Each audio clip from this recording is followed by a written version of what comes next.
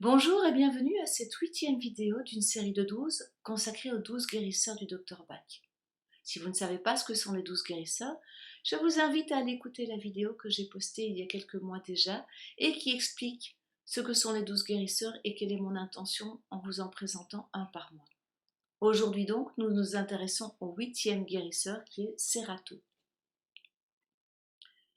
Serato qui appartient à la famille des états d'incertitude et de découragement.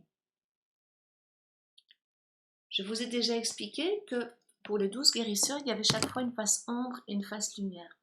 Dans le cas de Serato, la face ombre est l'ignorance, la face lumière est la sagesse. Donc nous passons de l'ignorance à la sagesse. Voici ce qu'en dit le Dr Bach.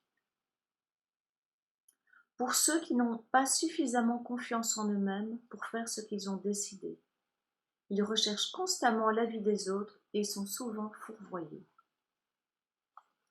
Qu'est-ce qu'on peut comprendre de Serato? Eh bien, Serato nous invite à écouter la sagesse à l'intérieur, à faire confiance à cette petite voix qui sait. En état de besoin de Serato, vous allez vous retrouver face à une personne qui va demander l'avis de tout le monde, qui va aller collecter des informations à gauche, à droite pour apporter une réponse à un questionnement qu'elle a, et qui, bien souvent, peut-être va recevoir des réponses, mais qui ne vont pas la satisfaire complètement, mais qu'elle va quand même suivre. Alors que si elle prenait Serato, si elle prenait le temps avec Serato de revenir à l'intérieur, elle se rendrait compte qu'elle a la réponse la plus juste, la plus appropriée. Une personnalité en état de besoin de Serato va faire ce qu'on appelle un shopping thérapeutique.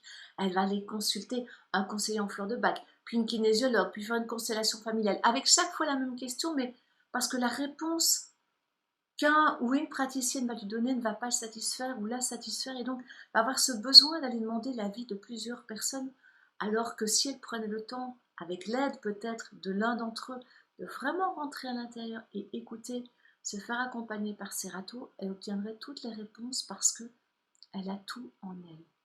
Donc vraiment Serato, c'est j'écoute cette petite voix, cette sagesse qui sait.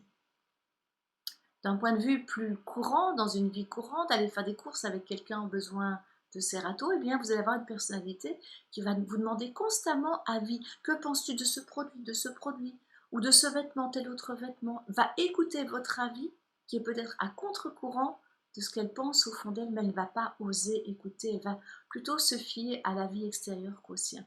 Donc c'est vraiment ça, le besoin de Serato, c'est je demande l'avis à l'extérieur, quitte à avoir une réponse qui n'est pas la bonne, enfin qui n'est pas appropriée, et voilà. Tandis qu'avec Serato, eh bien ok, j'ai tout en moi et je fais le tri, parce qu'à l'intérieur, j'ai la sagesse, et je peux me reposer sur cette sagesse intérieure.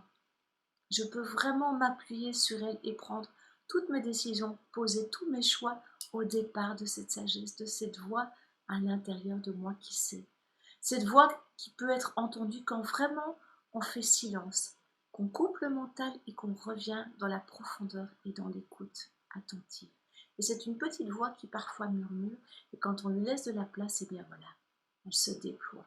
Elle est toujours là, c'est juste question de lui laisser la place. Pour aller plus loin avec les fleurs de bac, entame un accompagnement avec moi, suivre une formation ou un atelier, je vous invite à me contacter en suivant le lien qui s'affiche. À très bientôt, prenez soin de vous. Au revoir.